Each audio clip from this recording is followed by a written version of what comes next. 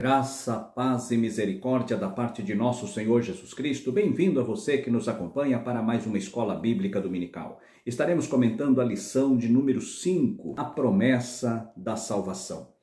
Esse que vos fala é o pastor Antônio Dias, somos aqui de Americana e já convido a você, se ainda não for, se inscreva no canal, comente, compartilhe e ajude-nos a levar a palavra do Senhor Jesus até aos confins da terra. Nesta lição, nós vamos estar aprendendo acerca da promessa da salvação. E isso é algo que vem desde o Éden. É uma promessa edênica que o Senhor fez ao homem lá no Éden. É uma promessa incondicionada. De uma certa forma, incondicionada. E na segunda parte, condicionada. Neste ponto, a nossa lição ela está dividida em 3 pontos distintos. A promessa da salvação, a natureza da promessa da salvação e a promessa e perseverança na salvação. Pois bem, esse assunto, ele remonta lá no Éden, quando o homem cai, que ele infringe a lei do pecado e da morte. Aqui eu quero abrir um parêntese para que o companheiro, amigo, professor de escola dominical, o aluno que gosta de aprender a palavra de Deus, tem interesse no aprendizado, para mostrar as 3 leis que nós devemos, que está intimamente ligada nesta questão. A lei do pecado e da morte, a lei de Deus e a lei do Espírito e da vida. Primeiramente, as pessoas confundem uma lei com outra e às vezes faz uma ligação errônea entre uma lei e outra. Primeiramente, é bom salientar que a lei do pecado e da morte, ela está em Gênesis, no capítulo 2, versículos 16 e 17. Ordenou o Senhor Deus ao homem, dizendo: de toda árvore do jardim comerás livremente, mas da árvore da ciência do bem e do mal, dela não comerás, porque no dia em que dela comerdes, certamente morrerás. Aqui está a lei do pecado e da morte. E esta lei, ela foi violada, o homem infringiu esta lei e por conta disso entrou o pecado, e como o pecado entrou, vias de consequência também a morte. É por isso que em Romanos, Paulo vai dizer no capítulo 3 e no versículo 23, porque todos pecaram e destituídos estão da glória de Deus, a lei do pecado e da morte. Aí nós vamos encontrar lá em Êxodo, no capítulo 20, quando Deus dá a lei a Moisés, os 10 mandamentos. Aquela lei é a lei de Deus. Deus agora, ele vai falar no capítulo 19 do Êxodo, vai mostrar para Moisés, para que ensinasse aos filhos de Israel, no versículo 5 e no versículo 6, dizendo que qual era o seu propósito. Que o propósito de Deus era fazer daquela nação, da nação de Israel, uma nação real, uma nação de reis e sacerdotes. É o que nós vamos encontrar no versículo 5 e 6. Agora, pois, se diligentemente ouvirdes a minha voz e guardardes os meus concertos, então sereis minha propriedade peculiar dentre todos os povos, porque toda a terra é minha, e vós me sereis um reino sacerdotal, povo santo. Estas são as palavras que falarás aos filhos de Israel. Aqui Deus falando com Moisés acerca do seu propósito. Então, qual foi o propósito da lei? O propósito da lei não era propriamente a salvação do homem, porque a lei era incapaz para salvar.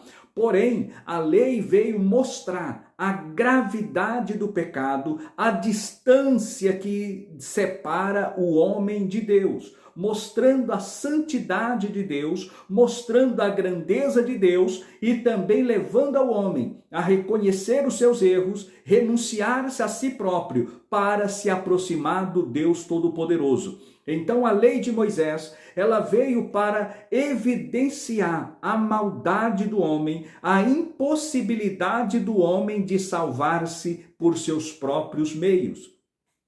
Aí nós chegamos no capítulo 20 de Êxodo, nós encontramos ali os 10 mandamentos.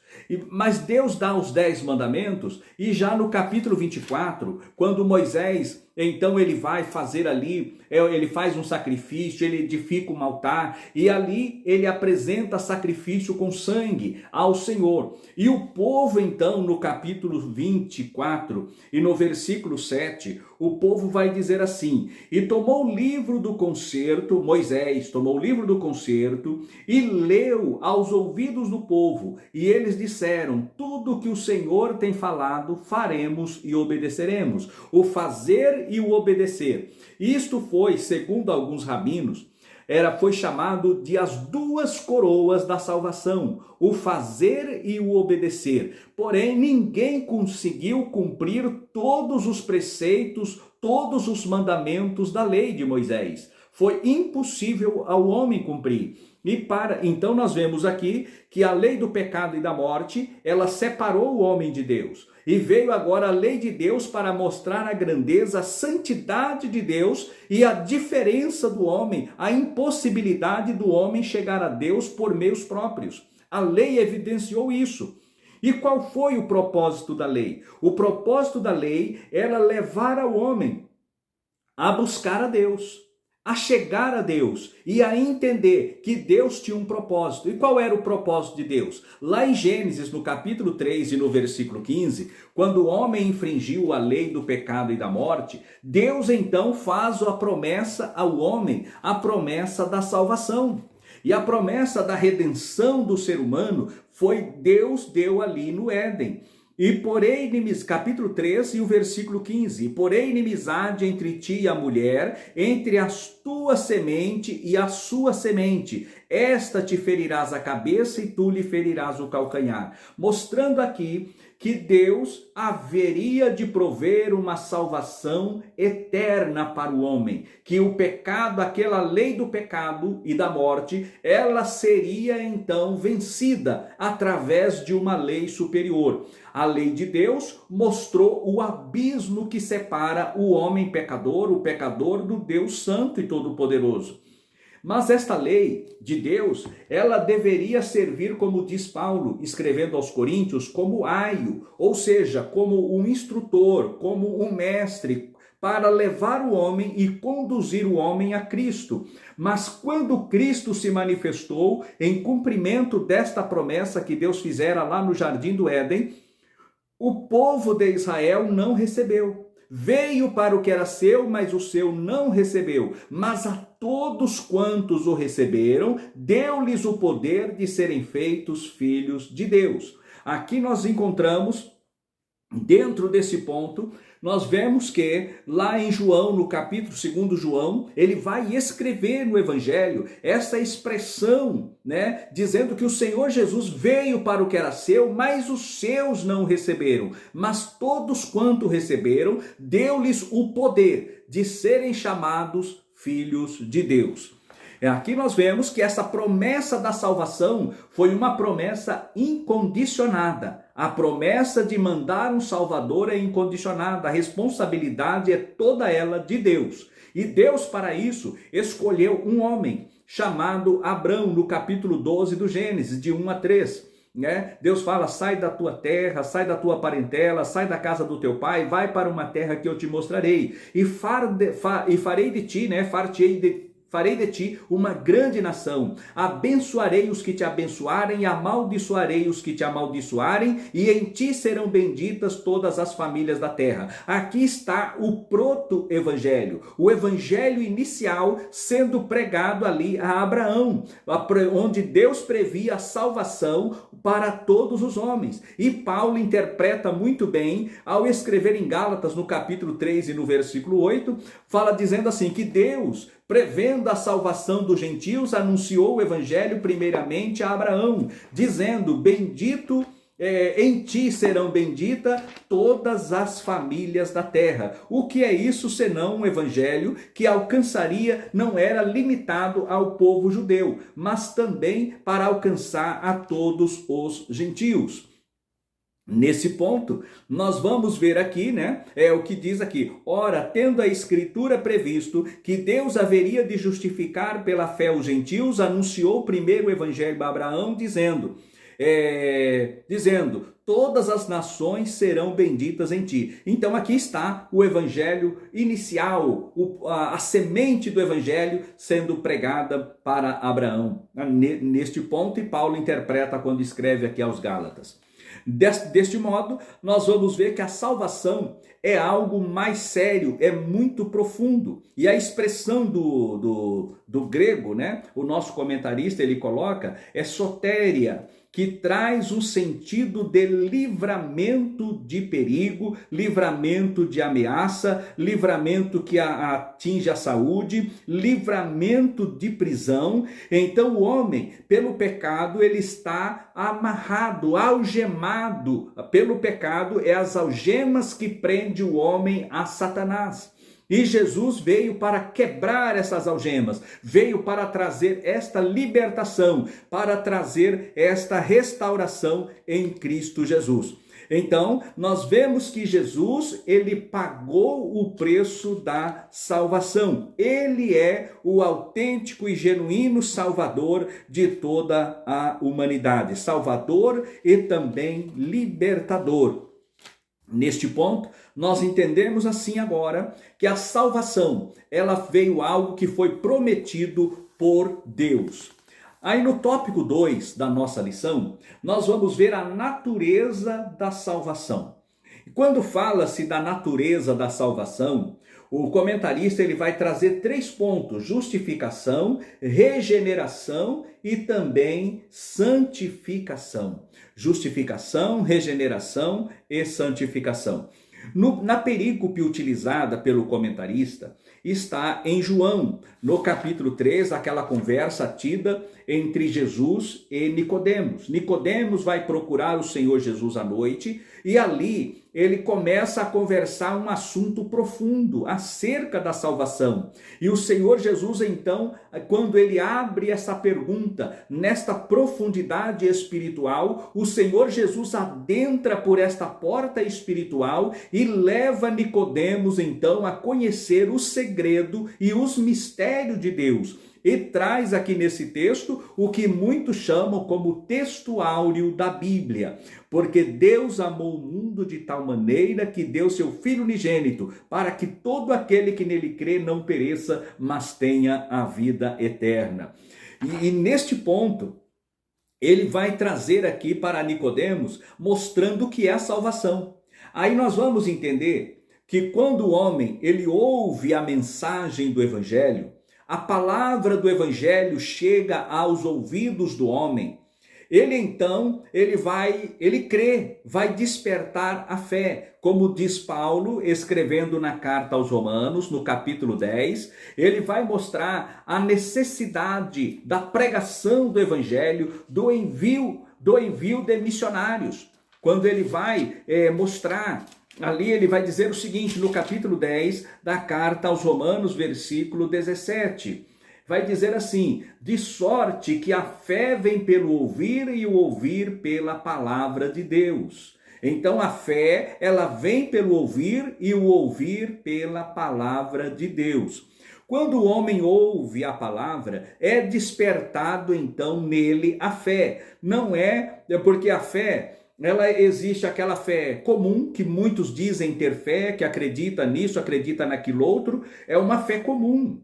Mas existe a fé salvífica, que é aquela fé que ela vai além do natural. Ela crê em Cristo Jesus. E como que a fé ela brota em nosso coração? É através do ouvir a palavra de Deus. Então, Deus ele concede a fé aos nossos corações. Esta fé, ela é dada por Deus, é o Espírito Santo que age e gera a fé em nossos corações, à medida que ouvimos a palavra de Deus. É o que Judas, ele vai escrever na sua epístola. Ele vai dizer o seguinte: a fé que uma vez foi dada aos santos. A fé foi dada aos santos. E quem deu? Quem é o doador da fé? Senão o nosso Salvador, o nosso Senhor Jesus Cristo. E como ele doa a fé se nós não ouvirmos a sua voz, não ouvirmos a sua palavra?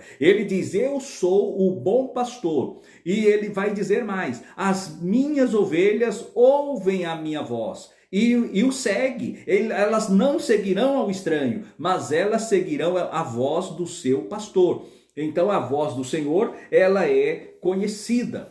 E neste ponto nós vamos encontrar o primeiro detalhe da justificação.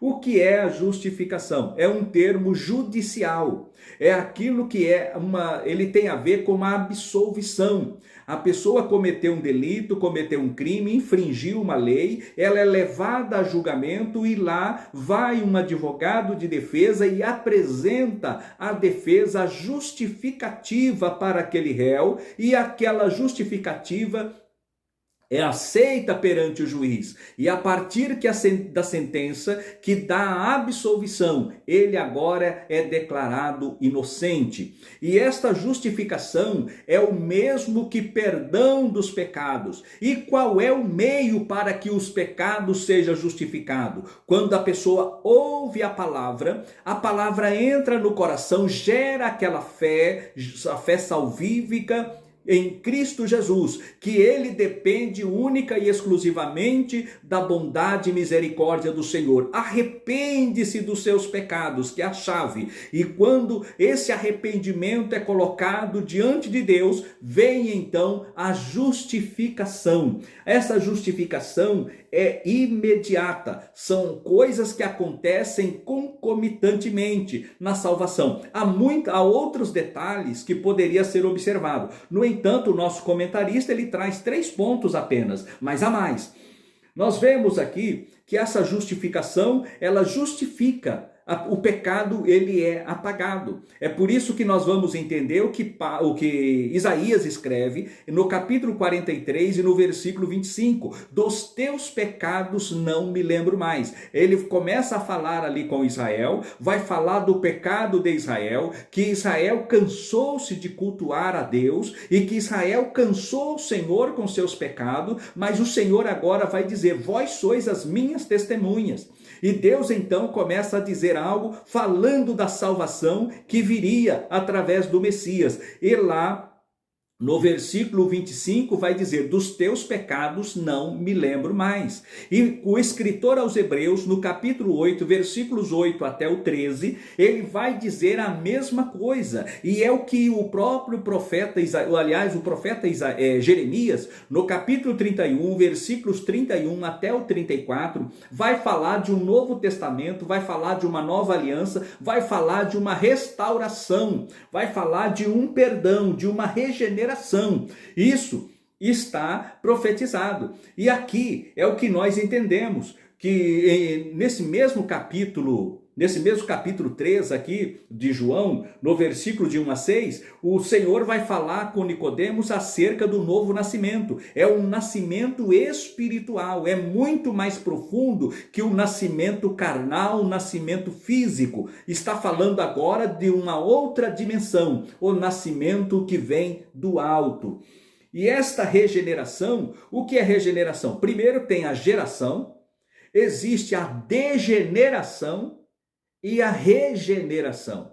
O homem foi gerado de uma forma pura, sem pecado. Mas o pecado que passou a todos os homens, como diz lá em Romanos, no capítulo 5 e no versículo 12, o pecado passou a todos os homens, por isso que todos pecaram. Degeneração do gênero humano, foi degenerado espiritualmente. Mas quando o homem tem o encontro com o Senhor Jesus, através da palavra, da ação do Espírito Santo, ocorre a regeneração, novamente gerado, como disse Pedro, escrevendo nas suas cartas, de novo gerado pela palavra de Deus. Ou seja, a palavra do Senhor, ela nos gera de novo, ela tem o poder regenerador de fazer do homem uma nova criatura. Assim nós vemos que neste ponto nós vamos encontrar ainda a questão da santificação. A santificação é algo muito profundo. Primeiramente, quando o homem ele ouve a palavra, ele recebe a fé é brotada, é gerada no seu coração, vem então o perdão, a justificação, a regeneração e também o Senhor, ele coloca o homem posicionalmente. Há 2 pontos aqui da santificação. Primeiro é o Senhor posiciona, a questão posicional. Então o homem é tirado daquela posição de pecado e é transportado para uma posição de santificação, como Paulo ele escreve aos Colossenses, dizendo que o Senhor nos transportou do império das trevas para o reino do Filho do seu amor, capítulo 1 da carta aos Colossenses. Nós vamos ver essa transportação lá das trevas para a luz. E quem faz essa transportação? É o Senhor Jesus, através do Espírito Santo, atuando através da palavra de Deus. Olha só, mas ele nos tirou da potestade das trevas, ou seja, estávamos presos pelas algemadas a Satanás pelo pecado, ligado ao império das trevas, mas ele nos tirou da potestade das trevas e nos transportou para o reino do Filho do seu amor. 1 Colossenses capítulo 1 e o versículo 13. E aqui nós temos esse posicionamento quanto à santificação. Aí nós temos o segundo ponto, que é o desenvolver da santidade, o desenvolver do processo santificatório à medida que vamos caminhando, conhecendo ao Senhor Jesus, conhecendo a sua palavra, nos relacionando com o Senhor Jesus, assumindo compromisso diante do mundo e diante do mundo físico e diante do mundo espiritual através do batismo, através da ceia do Senhor. Então nós vamos estreitando esse relacionamento com Deus, orando, consagrando, meditando na palavra, ouvindo a palavra, vivendo a palavra. Assim nós vamos crescendo espiritualmente e também em santificação. Esse crescer, desenvolver na santificação é o mesmo que se fortalecendo contra os ataques de Satanás. Aí, para o tópico 3 da nossa lição, nós vamos ver a promessa e perseverança na salvação. É neste propósito que nós vamos caminhando, chegando até a estatura de varão perfeito, em Cristo Jesus. Nós vamos encontrar aqui o nosso comentarista, ele vai falar a base da promessa da salvação, a apostasia individual e a promessa e a segurança da salvação. Primeiramente, a base da promessa da salvação é Cristo. A base é Cristo. Aí nós vamos encontrar, como falamos a princípio, acerca do pensamento calvinista e também o neocalvinismo que está crescente, muito crescente nesta última hora, dizendo que a pessoa, o Senhor escolhe quem será salvo e quem não será salvo. Em outras palavras, não precisa pregar o evangelho, porque Deus já sabe ele já escolheu quem será salvo. A onisciência de Deus já sabe quem ouvirá e dará ouvidos e prestará ali atenção à palavra da salvação, à palavra do evangelho. A onisciência de Deus em saber antecipadamente é uma coisa, diferentemente de escolher quem irá para o inferno e quem irá para o céu. Isto é um erro crasso, um erro doutrinário que fere a santidade de Deus e também o livre-arbítrio, porque Deus deu ao homem a oportunidade de escolha. Lá no Éden, o homem foi capacitado por Deus para resistir ao ataque de Satanás. Deus não colocou o homem ali desprovido de resistência ao ataque do diabo. No entanto, o homem, como no seu livre-arbítrio, ele decidiu ali em tomar do fruto do conhecimento do bem e do mal e sair da presença de Deus. Neste ponto, nós vemos que o homem, ele aceita a fé. Ele está aqui servindo ao Senhor Jesus. E agora, ele pode, no transcorrer do seu dia, da sua caminhada cristã, ele desistir de servir ao Senhor. É por isso que muito se desvia. Vêm as provas, vêm as lutas, vêm as adversidades e as pessoas acabam colocando a culpa na igreja, colocando a culpa no pastor, colocando a culpa em liderança, coloca a culpa em todo mundo para se afastar. Porque esse é o projeto de Satanás, levar o homem a se afastar de Deus. E por isso arruma mecanismos para justificar o seu erro, para justificar a volta da prática do pecado. E essa história de ser salvo, salvo para sempre, isto não é verdade, não tem amparo e nem respaldo bíblico para isso. Então isso é contrastado quando você olha o Feites, né, que foi ali pelos arminianos, foi colocado os 5 pontos ali do arminianismo que combate a Tulip ali dos calvinistas. Então, são pontos e contrapontos que vai justificar com base na palavra de Deus que aquela expressão calvinista, Tulip, está totalmente malfadada e não tem respaldo na palavra de Deus. Aqui o tempo não dá para expormos, né, os 5 pontos calvinista e os 5 pontos do arminianismo. Não dá para expormos aqui com segurança para os irmãos, em razão da exiguidade do tempo, né? Porém, nós vamos ver aqui a questão que essa apostasia individual é quando a pessoa, ela deliberadamente, ela se afasta de Deus. Ela se afasta de Deus e rejeita Deus, ela perde então a salvação. Por isso que o Senhor Jesus fala, aquele que perseverar até o fim, esse será salvo. Tem que perseverar até o fim. Quando ele vai escrever, manda João escrever ali as 7 igrejas da Ásia, ele vai dizer, arrepende-te, confirma aqueles que estão para morrer. Né? E depois ele orienta ainda, no caso da igreja de Éfeso, lembra-te, pois, de onde caíste e arrepende-te, antes que eu venha sobre ti. Então o Senhor, ele sempre manda uma palavra de arrependimento, né? Uma palavra para que a pessoa se converta, para que a pessoa saia daquela posição do erro e volte a praticar as primeiras obras. Então, se o Senhor orienta desta forma, porque é perfeitamente possível o homem se desviar da presença de Deus. Aí nós vamos que a promessa da segurança da salvação. Quando nós estamos em Cristo Jesus, nós temos a segurança que o Senhor nos ajudará. Às vezes, vêm as lutas, vêm as provas, mas o tempo presente, o que é o tempo presente? É o tempo real que nós estamos atravessando. E nesse tempo presente, vem lutas, vem aflições. Aí nós vamos para Romanos, no capítulo 8 e no versículo 18, vai dizer assim, as aflições do tempo presente não hão de se comparar com a glória que nos está reservada no porvir. Então nós temos uma glória eterna, uma glória celeste que está reservada para nós quando sairmos desta vida.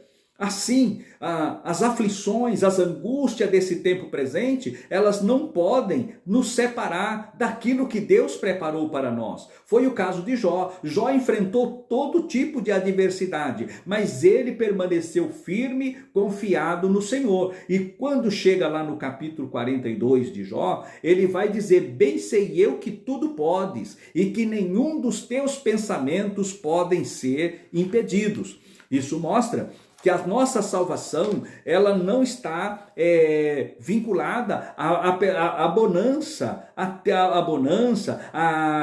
livramento aqui nesta vida, porque nesta vida Paulo, ele não teve os livramentos, né, que às vezes o homem procura e espera. Não foi livre da prisão, não foi livre de ser decapitado. Ele não foi livre de ser açoitado. Ele não foi livre de ficar aí na voragem do mar, de sofrer naufrágio, de ser picado por serpente, de ser ali tentado à corrupção. Né? Que as pessoas, aquele rei ali que mantinha ele, o rei Agripa, mantinha dinheiro, depois veio Félix mantendo ele preso, querendo extorquir Paulo, receber dinheiro. Mas Paulo não se deixou levar pela extorsão, mas ficou confiado em Deus. Assim, irmãos, as lutas e as adversidades desta vida, elas vêm contra nós, mas nós devemos perseverar na presença do Senhor, porque a salvação nossa vai muito além. E é quando o homem ele permanece na questão da regeneração, ele vai então experimentar o novo nascimento, que é a regeneração. Ela vai conduzir a um novo nascimento, que está em João capítulo 3, versículos 3 até o 6. O nascido de novo adquire uma nova família, Efésios capítulo 2, versículos 18 e 19. E também ele é integrante da família celestial. Efésios capítulo 3, versículo 15. Faz parte da família de Jesus. Mateus 12, versículos 48 ao 50. Ele vai dizer: quem é minha mãe, meus irmãos e minhas irmãs? E estende as mãos. Aquele que faz a vontade do meu Pai. Este é minha mãe, meus irmãos e minhas irmãs. A família terrena e a celestial é a mesma. Hebreus capítulo 12, versículos 22 até o 24. E o que é mais interessante, nós também passamos a sermos participantes da herança, herdeiros de Deus e co-herdeiros com Cristo. Então nós passamos não direito à herança, mas passamos a ser, a fazer parte da promessa da herança em Deus, através de Cristo Jesus. Romanos capítulo 8, versículo 15 ao 17, Gálatas capítulo 3 e o versículo 29. Quando o pecador se arrepende, abre o coração para a operação divina através do Espírito Santo e da palavra de Deus, que atua em seu interior, levando-o a uma genuína conversão a Cristo Jesus. É um embrião que se desenvolve até experimentar o verdadeiro nascimento e ser inscrito como filho de Deus e seu herdeiro conforme a promessa. Que Deus nos abençoe, que Deus nos guarde e até a próxima lição, se Deus quiser. Amém.